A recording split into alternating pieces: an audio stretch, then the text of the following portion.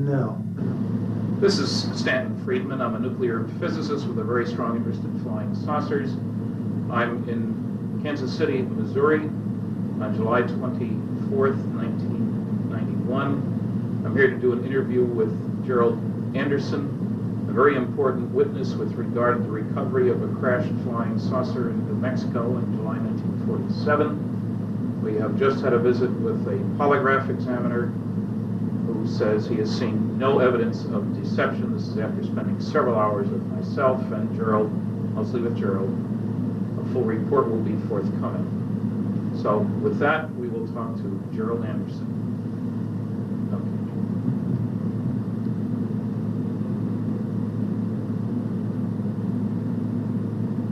Enough. Just state your name, please. My name is Gerald Anderson. Where were you born and when? I was born October 4th, 1941, in Indianapolis, Indiana. Okay, and give me a summary of what happened in 1947 with regard to a crashed flying saucer in New Mexico.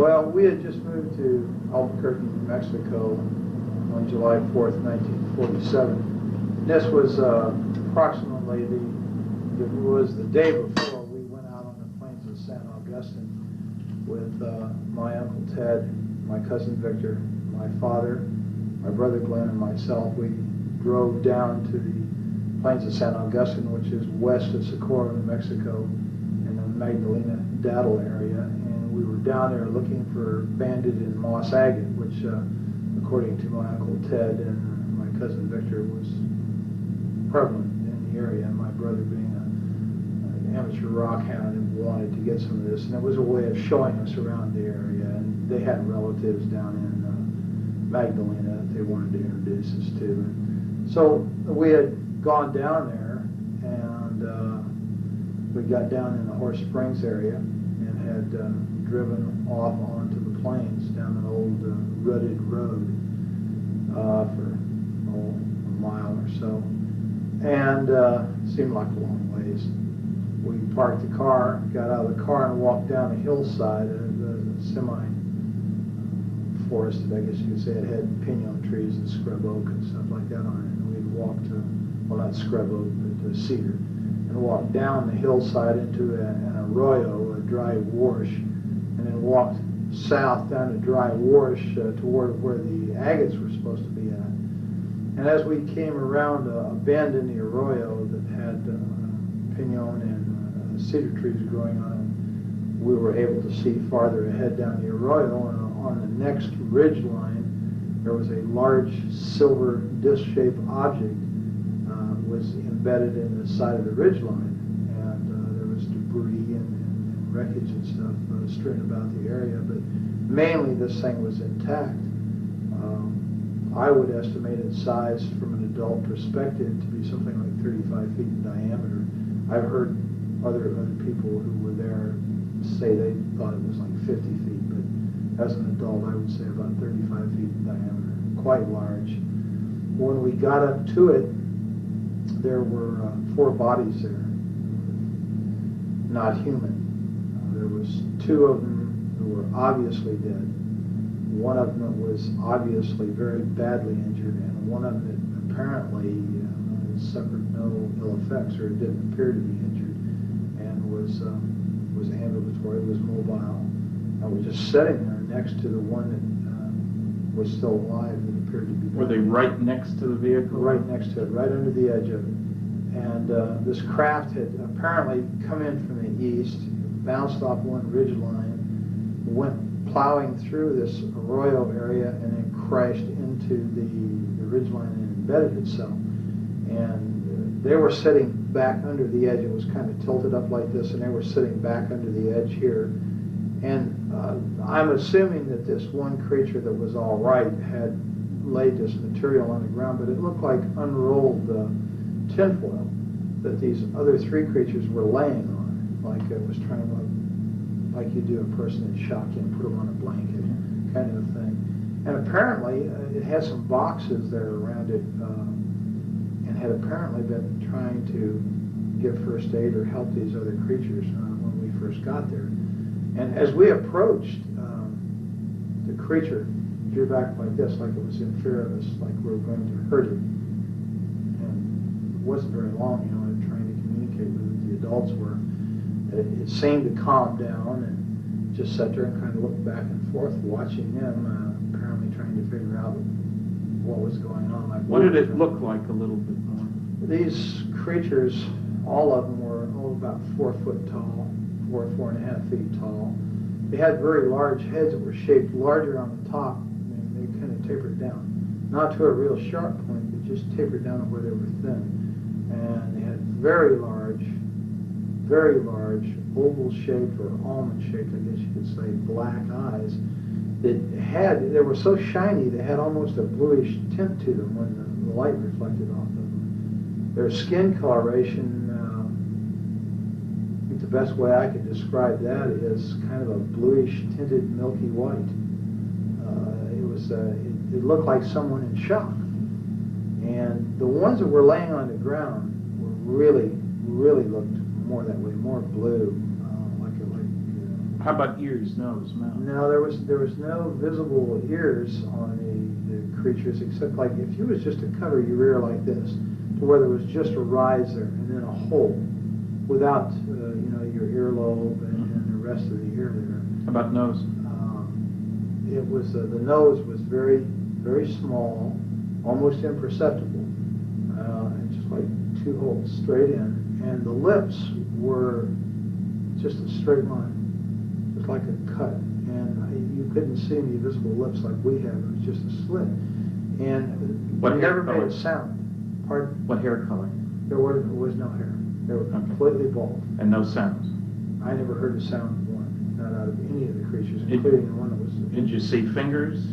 Yeah, they had fingers like this. They didn't have a little finger. They just had the thumb and 3 extra digits, except the center digit was longer. And the other 2 were about the same size. They were very long and slender. They looked very delicate. And I've made the statement before, and I'll make it again. I think they would have made an excellent violinist because of the structure of their hands. They were wearing one-piece suits. All of them were dressed exactly the same, and it was sort of a real shiny, silverish gray color. No zippers, buttons? No, I saw no zippers, no buttons. Insignia? No insignias. The only thing that was different, they all had this, but the only thing that was different from the silvery gray suit was that down like the seam on it, like it was a seam on the shoulder and around the collar, it was trimmed in what appeared to be maroon, like cording. Then the suits were continuous with their footgear. You could see right about this area down, it seemed to be less pliable than it was up here, like this was a stiffer area, like it were boots or shoes or something. But they were all dressed exactly the same. Okay, so you and your family are talking back and forth, wondering what was going on. What did your family say? I mean, did anybody say anything? Yeah, my brother, one of the first remarks I heard made was, that's a goddamn spaceship. There was bodies up there, and I was told not to go up there, which I did. And how old was your brother at the time? He was in his early 20s, I think 20, 21, something like that. He was a lot older than you were. Oh yes, considerably. When we got up there, I kind of meandered off to one side. This thing was cocked up, and I was standing here. The bodies were here, and everybody else was kind of down here, except my cousin Victor was over here playing, looking in this gaping hole on the side of this disc, and it's shaped just like a discus, except for a round dome was up on top, and there was this big gaping gash in here where you could see inside, and it looked like a double hall. How big length? The dome? The gash. Well, it covered the greater majority from the center of the craft out. It was just like a gaping hole in there.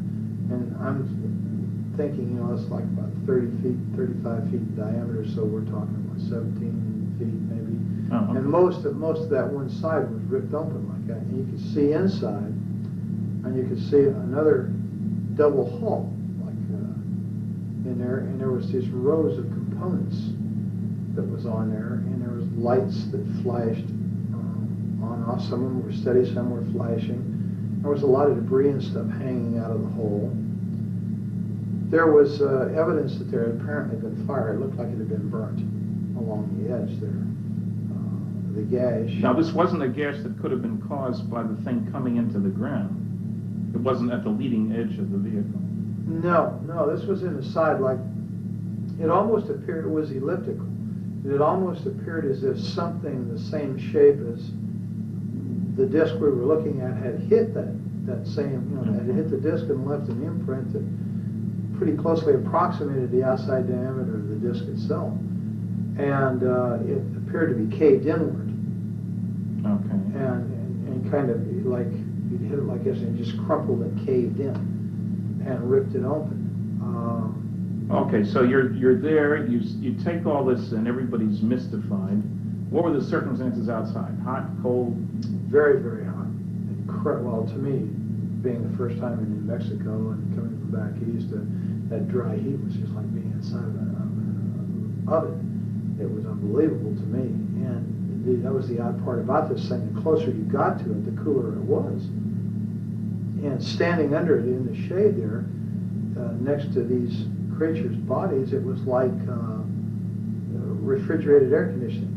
And did you feel air coming out of this thing? Or no, it was just like it was ambient. And I remember reaching up and putting my hand on the side of it, and I think I was afraid I was going to hit my head because there was enough room for me as a small child, I was approximately the same size as these creatures to walk up under there and stand there, but I kind of did like that and put my hand up against this thing. What did it feel like? It was ice cold. It felt like it just came out of the freezer. Was it smooth? Was it rough? It was very smooth. It had a very smooth texture to it. It was obviously made out of metal. It was very solid, and it was very cold, ice cold. And there was a smell in the area. It smelled volatile, acrid, like acetone. And that seemed to be coming out of that gash, that smell. But the closer you got to this thing, the cooler it was. So I kind of remained there, and I guess that while they were over here, my father and my Uncle Ted and my brother, and Uncle Ted was trying to talk to this thing in Spanish, and of course it didn't understand a word he said. And Dad tried to talk to it, and then they tried, sign language, and that didn't work. And I don't know, for some reason, I just I reached down and touched it, this one that was laying next to me. And when I touched it, I realized, I jumped back. It scared me and startled me because I suddenly realized that these weren't dolls. I thought they were plastic dolls. And I was still in my mind that these are moving dolls until I touched it, and I realized, this was a dead thing. I'd seen dead relatives before, and I unfortunately had made the mistake one time of touching a relative that was in a casket, and I just knew this is a dead thing. And it scared me, and I ran around behind my father and my uncle, and this thing was sitting there on the ground, and it kept looking back and forth, and it just had its hands like this in its lap, and it just kept looking back and forth between the three of them, and like it was trying to understand. And all of a sudden it just turned and looked right straight at me between my Uncle Ted and myself. And this is when it was just like an explosion of things in my head, things I started feeling, just terrible depression, loneliness, and fear, and just awful feelings that just suddenly burst into my mind. And I don't know if that meant that it was communicating with me and I was the only one there I could communicate with because I was a kid. I don't know. I turned and ran, and I ran across the arroyo and up on the area that it had bounced off of during the crash, and was just standing there looking down at this scene, and my family, and off in the distance I could see cattle grazing, I could see a windmill, and I could see dust trails out on the out on the plains out there. And I was there for a little while, and then I came back down, and I guess we were there, Victor was when I got back down there, Victor was up in the crack, and Ted yelled at him to get out of there, and Glenn went over and grabbed him by the belt and jerked him off. That's your brother? Yeah, and jerked him off and said, get out of there, you could cause this thing to explode and kill us all, and then of course he went prowling around in there. I was kind of standing off to one side looking. That's why I knew that I could look off these rocks that I was standing on right into this thing. That's why I knew, about the lights and the components and stuff. And then, I heard other people talking, and I turned, and there was a group of people coming up the Arroyo from out on the plains from the south. They had come up there, and of course they walked up and was talking. And How many? There was an older man and 5 younger students. Boys, girls? There was 3 boys and 2 girls, and they were all, introducing, talking to my father and my uncle and my brother. What did the older one look like? The Man. leader of this group, Yeah. the man, he was a very tall man, very big man. He was wearing a pith helmet when he first came up, one of those kind of explorer helmets, and he was bald, and I know that because he had taken it off and he had done this, a couple times with a handkerchief and put it back on. He was a balding man, and he had a round face. He was very ruddy complected. He's a big man. And he apparently was a doctor because they kept calling him doctor. And as I understand it, was an archaeological group that was out there on some kind of summer thing. And they talked, and he apparently was able to speak several foreign languages. And he tried to talk to this creature several times in different languages, and again, to no avail. How did he happen to be there? Had he seen the thing? Well, they claimed that they said they saw this thing come down the night before, flaming, and they thought it was a meteorite. And they had talked about, well, in the morning, we'll go over there and see this, where this meteor came down, because that's what they thought it was. And when the sun came up the next morning, and they got about their business and got up, and somebody looked over and said, they saw all the shiny metal and stuff across the plains there, and they realized it wasn't a meteorite, it may have been an airplane that crashed. So they all decided to go over there and see if there was anybody who was alive, that was hurt, that needed help. They had driven over? No, they walked over, apparently, the way I understand it. And it's quite a ways across that plain, so it had to take a very long time to do this. Or they may have had a vehicle, I don't know. That's an assumption, I think, on my part. They walked. Okay, so they're around with But the they family. came across the plains nonetheless. I'm not sure if they drove or not. I didn't hear any cars. And then somebody else showed up. Yeah, they were down there just, 15, maybe 20 minutes tops, and they were picking up things, some of the students, and this Dr. Buskirk, that they called him, this one girl went up and said, "Look, doctor, wouldn't this make a beautiful ring?" And she was holding what looked like a red rod, or a red tube of some kind. It was kind of a silvery red. And he kind of snapped at her, and "Put that down, Agnes. You don't know what that is. I think it hurts you. Just don't pick this stuff up." And she kind of said, "Well, yeah, okay, doctor." And then he went back to what he was doing, and she walked away and put it in her pocket. And a lot of them were doing this, sort of picking up things and feeling things. I was picking up things and feeling things. There was all kinds of material, metal, and stuff laying around. Then we heard it. We all heard it. A sound of a motor coming like a truck. And I went back up the incline there to the ridge line, and I could see out there, and there was a truck coming up. It was an old pickup truck. It was sort of a beige color or a tan colored thing, and it had a whip antenna on it. And it stopped, and this guy got out, and he's wearing brown clothes. He's got boots on, and he's wearing a straw hat, just like the kind Harry Truman always wore. And he had wire-rimmed glasses. He was a big man, and he looked exactly like Harry Truman to me. And I'd seen in the movie Tone News that He was president then. yeah, I was well aware who Harry Truman was, so everybody was. He was kind of a hero, And this guy looked like him, except bigger. And I don't think he didn't look as old either. His hair was kind of light gray. And he walked over there, and they got to talking, with everybody. And he told them that he worked out on the plains out there, and that he made maps, and that he had seen the wreckage from out there on the plains, and he saw the people, and he thought it was a plane wreck, and just something was going on, and he came over there to see. And he hadn't been there but just a very, very few minutes when we heard all kinds of motors and engines straining and stuff. And here comes a military car with a big white star on the side of it, followed by a 6x, which is a military truck with a kind of canvas wagon type canvas thing over it, and it's full of soldiers. They've got guns, and right behind that was what we call a 4x, which is like a medium-sized Jeep truck situation, and it had two big high whip antennas, all kinds of radio gear in the back, and a guy back there with earphones and stuff on, and he's, you know, working these radios, and they all pulled up and stopped. And which direction had they come from? they came from the north, from the Horse Springs area, right? So they could have come off the highway there. Oh yeah, I'm sure that's exactly how they got there. They come off the highway the same way we did.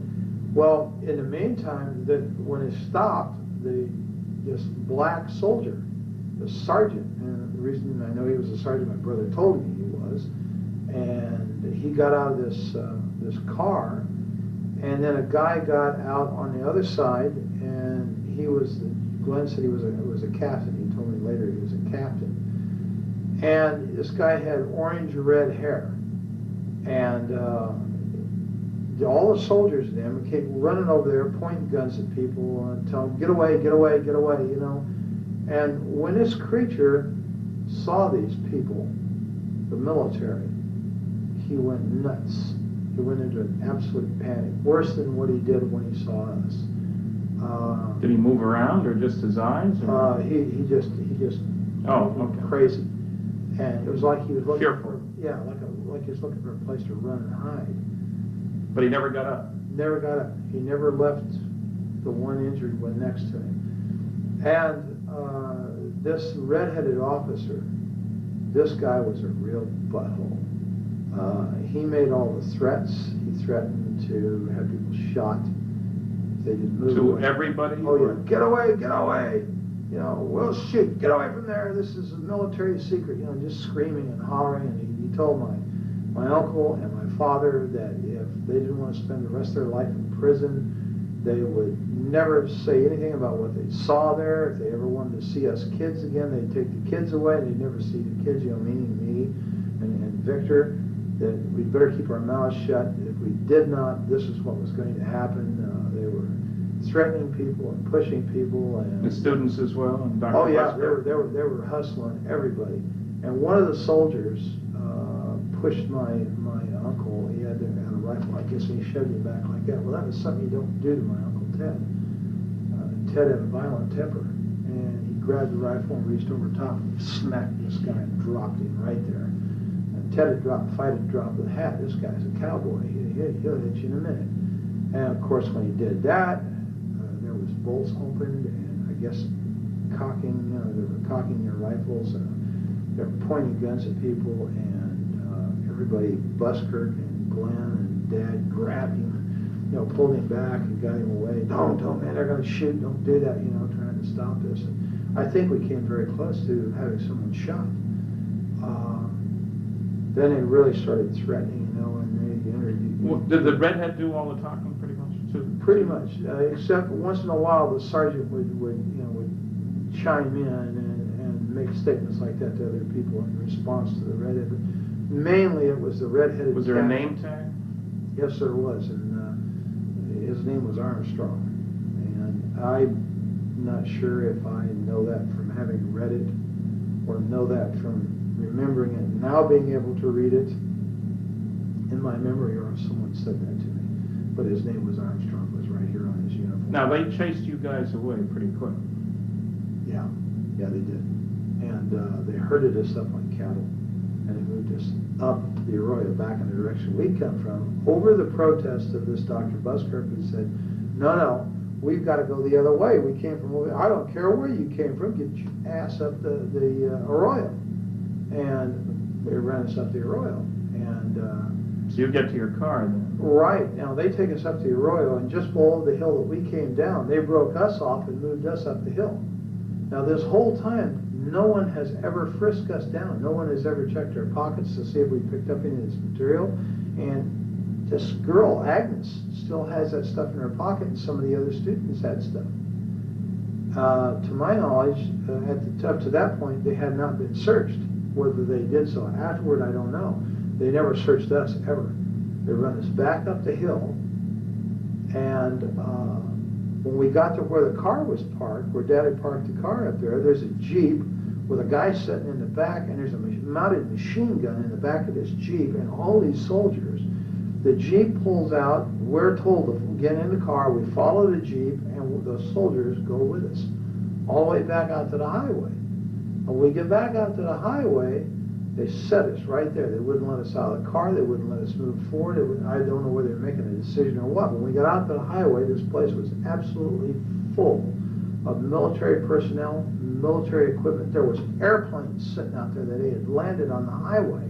Did you see any airplanes when you were back at the site? Yeah, there was airplanes in the sky, but nobody thought much about it. You know, I didn't think anything about it. I was used to airplanes being in the sky, having, you know, been raised in Indianapolis, Indiana, the home of the Nordum bomb site. You know, the sky was always full of military aircraft. I never thought nothing about it.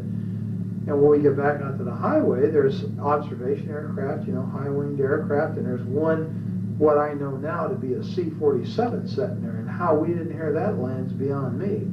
And how he landed, well, of course, I guess you could land if you're a good pilot out there, because there's no telephone poles or anything. And it was, they had tore the fence down on the north side of that highway, and all this equipment was setting back up there, and that plane was up there, and they were taking stuff out of the plane. There was military ambulances, and there was trucks with wreckers, cranes on them, and there was tankers, like maybe had fuel or water in them. There was just, everywhere you looked, there was military. And a major recovery operation. Yeah, it looked like an invasion force. It really did. And they were all wearing these light khaki uniforms. They didn't look like, you know, olive drabs. They were light khaki, and they all had the same patch over there, that kind of blue funny patch with the circles on it was on their shoulder. And Did you have any clue as to where they came from? Did your brother or your uncle? No, I don't know where they came from. I don't think anybody ever ascertained that. There were a lot of them had MP patches, and some of them were wearing nightsticks off of these webbed utility belts. They had nightsticks, and they had 45s and holsters, you know, the automatics in the full holster. And these were the people who were given most of the orders. They had the road barricaded off out there, and we sat there for a very long time, and, you know, we were getting thirsty and everything, and we asked, you know, if we could go back to Horse Springs and get some water. Oh, no, you can't go through there. And right after that, they said, no, you just turn around, and you head out of here now, and you go to Socorro, and this is the redhead again, you keep your mouth shut, just keep going, and don't look back. Well, so we drove away, you know, and Dad and I said, hell with it, we'll go to Magdalena, we'll get water in Magdalena. That's where John Trujillo lived, the relative of Ted. And so as we drove away, I was looking out the back window, and I could see Dr. Buskirk and these kids, and that guy that got out of the pickup was standing there, and this Dr. Buskirk was doing just like this in this red-headed officer's face, and he kept pointing back behind him. And I guess that meant, you know, we got to go back that way, and he was fed up with this guy or something. He was shaking his finger in his face while they were yelling at each other. And that's pretty much the last I saw of the whole situation. I don't know what happened after that, because we just kept going. Did you get home before dark? Oh, yeah, it was before dark. Of course, it was in the summertime, so it didn't get dark until way late. And we stopped in Magdalena very briefly, and, you know, and then just kept going. And the adults were really funny, you know, they were really scared. And I had very rarely, you know, well, of course I didn't know him that well, but over the years I knew that Ted was not much of a disciplinarian. He really didn't discipline the kids that much. But he really knocked the fire out of old Victor. Victor wanted to talk about what we just saw. Ted kept telling him, shut up, don't talk about it. Nobody's talking about this. Finally, he just turned around and knocked the living hell out of Victor for shooting his mouth off. Did Ted work at Sandia then? Yes, he did. He did something out there in the technical area. I don't know. Had a clearance? Yes. And later your dad worked out at Sandia? Yes, he did. Security. And he worked there for years. Until he retired? Until he retired. And Dad had some very high clearances. Okay. When we got home, Mom was over at Uncle Ted's house, and Mom perceived instantly that something was wrong. I said, "What's wrong, Glenn?" He's and they decided they'd tell him. Well, when they did, then of course Isabel, "Oh my God, you saw demons, you saw the devil," because Isabel was Ted's wife? Ted's wife, and she's a devoutly religious Catholic person who thinks anything that isn't a vision of, say, the Virgin Mary or of Jesus is quote-unquote demons, and that's what we saw. And of course Ted, oh God, he just put her off.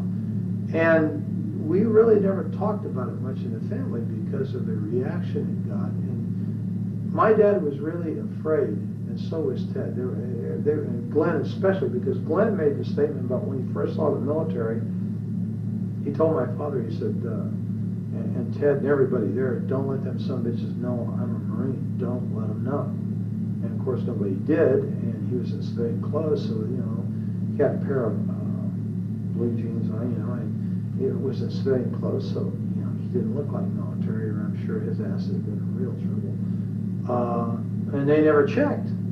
They just assumed, I guess, that we were. Did they ask your names? Oh yeah, they took our names.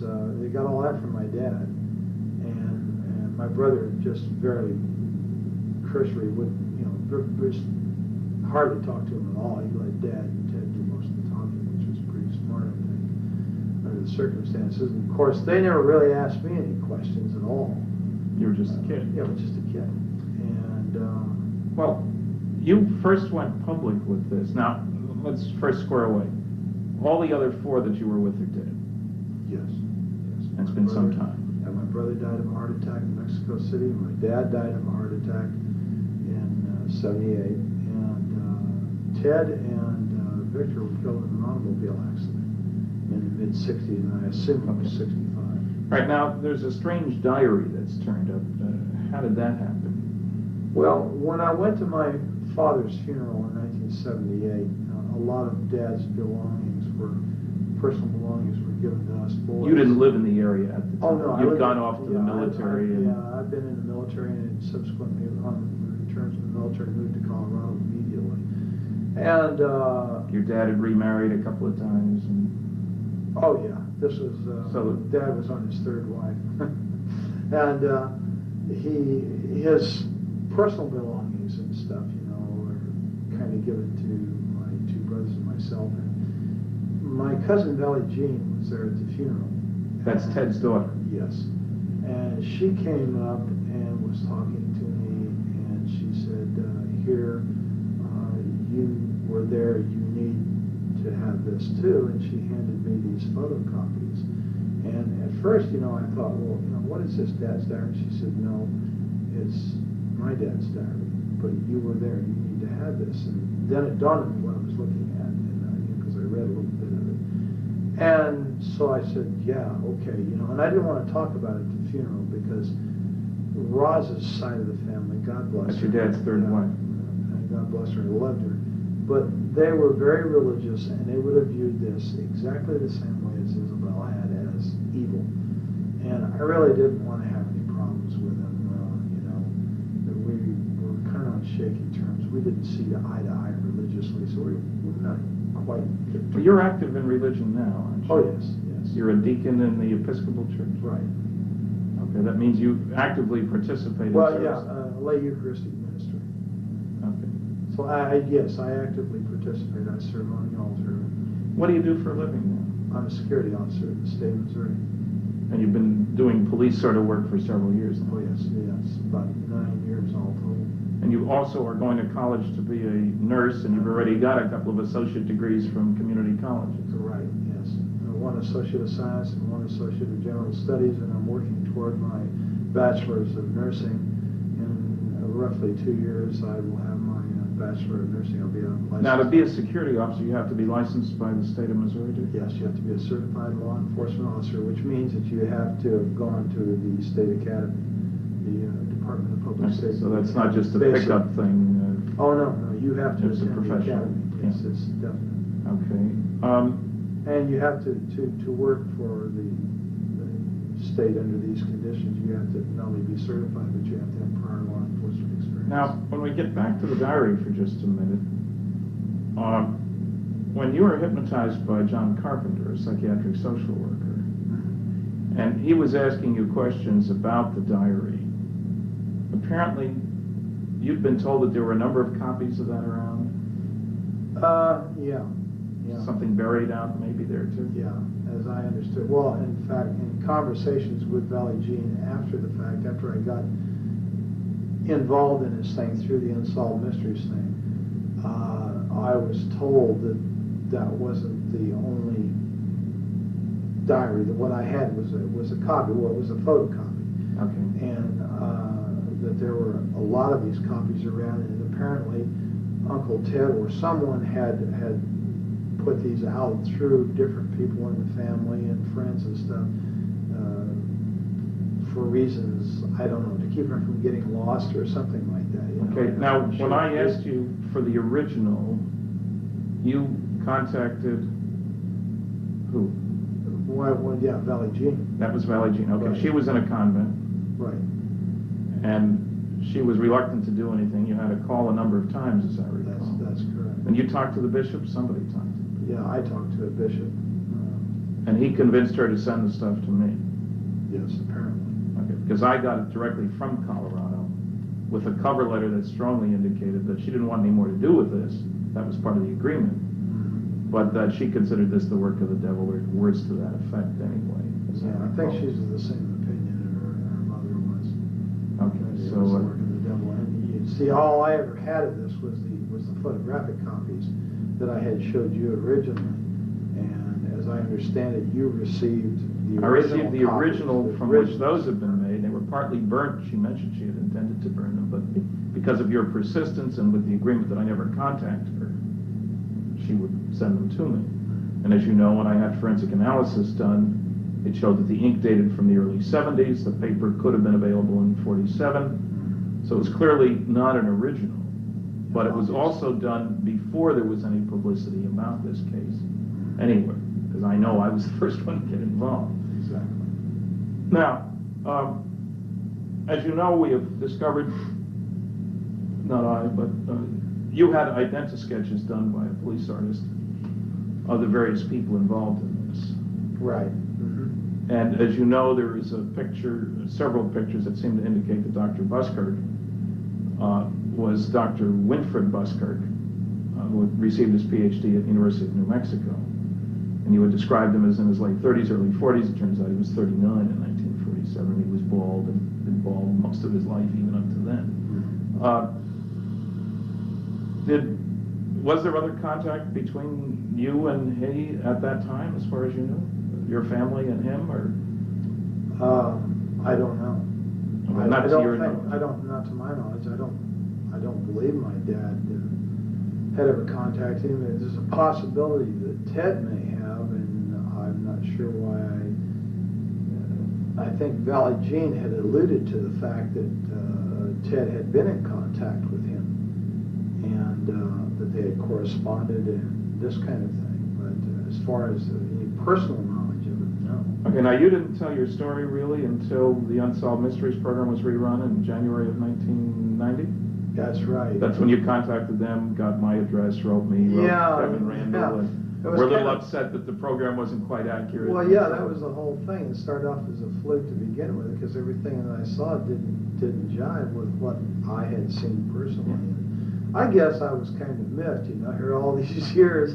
I had been primarily forced, by not only by others, but by, my own sense of survival to keep my mouth shut. And wow, here it is, it's on TV, and he got it wrong.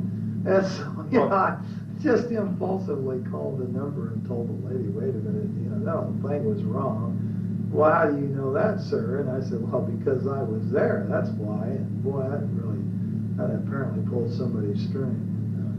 Yeah, and the key thing that was wrong, of course, there were a few mistakes in an otherwise excellent program, was that they had that, the Barney Barnett, the civil engineer story, over near Corona, and you knew that it was over in the plains. Right. There's a lot more. Well, yeah, and then the fact that the thing looked like a tin flat hat or a tin top hat, and it didn't.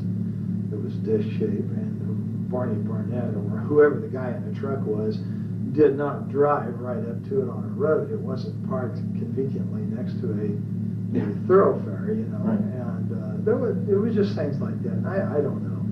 I just, for some reason, I thought, well, you know, geez, look. It's already public. Yeah, the story's out, and let's get it right, you know. Of course, I don't think I realized at the time, you know, how involved this was going to be, but What kind of response? You live and learn. Now, I got you together with John Carpenter, the psychiatric social worker, and you guys had several sessions, and then we flew out to the site. You're reasonably convinced now that the second time around out there we did find the exact location. Yeah, the first time in, you know, it was like 43 years. And we're in a helicopter, which I you was, never... I was in the air this time, and the last time I was underground. And so, you know, the landmarks were a little confusing. I was positive I was in the right place. But until we actually got on the ground, John and I, and retraced the route in there that we had come in the car, I wasn't absolutely sure. There was two ridge lines there, and I wasn't really sure of which one it was. And I had the feeling that the first one that I had pointed out was the correct one, but once I went in on the ground on foot with John, I knew instantly that it wasn't that one, it was the other one, and I'm absolutely positive that that's where I was at. There's no question in my mind. And you will recall that you described the woman who sold you the pop on the way in? Right. And we found the older woman there who said that was exactly what she looked like. That's right. And I'll never forget that lady because I had it with the heat. I'm telling you. Back seat of that 40 Plymouth, down those dirty old roads and stuff, and for mile after mile. And of course, my dad was one of these kind of people. When he got in a car, it was point A to point B nonstop. I don't know why. He just never stopped to smell the roses along the way. And so, you know, I was pretty sad shape, and you know, I remember that lady quite well. What kind of response have you had? You went public. I mean, John talked to a newsman. You both talked. He called me. In the Springfield newspaper, paper carried a very straight, very large article, and that got spread around by lots of people. So suddenly you're a celebrity, if you will. What kind of reaction from the people who knew you on campus where you worked, your friends? Oh, very, very few negativists. There's the noisy negativist, you know. We have those. But in general, generally supportive. 99% of the people were incredibly supportive. Only one professor at the university was of the negativist type that was vocal about it. Everybody else is just 100% supportive. The majority of these people are absolutely convinced, even without this story, that extraterrestrial life forms exist and that the people are flying around out there and moving between systems and stuff. And it's just an unbelievable amount of support. You didn't lose your job. Oh, no. Your boss didn't give you a hard time. Absolutely not. In fact, I think I can publicly say that my boss is extremely supportive because he is a avid ufologist himself. He's fascinated by the subject, and you won't have any problem convincing him either. And my boss has a master's degree. He's not someone that's untrained observer that's given to hallucination. Most of the people who are the most supportive of me are people with very high educations, very, very solid educations, very solid, upstanding degree people, not given to hallucination. You attended a UFO conference with John Carpenter, and he gave a paper, I guess, and introduced you. He sure did. And you've got a response from that audience, too. Yeah, 100% supportive. I was quite relieved and made very, very welcome. And, well, you've been interviewed by a number of other people, Linda Howe working on a documentary and so forth, seems to have brought the story. Now, how much contact did you have with Kevin Randall? A very brief telephone call. I came home from work one day and there was a message on my answering machine, and as you well know, I have a tendency to be hard to get a hold of. Yes. And he'd left his number, and of course I had his address and yours, and I had sent cards to both of you and something to the effect, if you want to know what really happened out there, call me. Yeah. And he had called and I wasn't there, and he had left his number, so I returned his call. Now, I talked to him very briefly. Primarily because I didn't like the man's attitude. I don't feel comfortable with people who call other people liars and charlatans and phonies and say that they rig their research to make it come out the way they want. And when someone starts telling me this kind of thing, then the first thing I want to do is I want to get away from them. And this is exactly what I did. Now, I understand that this man claims that I talked to him for 2 hours and that he has a 2-hour tape of one contradiction after another of me, and that's not quite true. Okay, there's been no other contact with him? No other contact. I won't give the man the time of day. And has any other investigator, any of the noisy negativists approached you directly? no, none at all. The only other investigator is you yourself, or Don Berliner, and Bob Bigelow, and John Carpenter. Okay. And of course, you're quite familiar with our involvement. And you agree that on that first trip to the plains, it was you, I, Bob Bigelow, and a pilot in the helicopter? Yeah, Joe Channing, the pilot, was in the front seat on the left side. I was in the front seat on the right side. You were directly behind me. No. You were directly behind the pilot on the left side, and Bob Bigelow was directly behind me on the passenger side. Right, and then we met up eventually with Don Berliner and John Right. Carpenter, and They we were spent the at- next 3 days They together. drove to Daddle. They drove the Jeeps and stuff to Daddle, and were waiting for us at Daddle when we landed in the highway island out there. Right, and as you recall, where did we refuel the helicopter? Springerdale, Arizona. Because So it's not flew far the to side. Arizona, that's the Oh, point. no, it was just a matter of a few minutes, actually. 25 minutes maybe at the max, west of where we were located. All right, I think we may pick this up another time, but I think that'll do us for now. I really appreciate the time and trouble and effort and all the rest of that, and on to bigger and better things.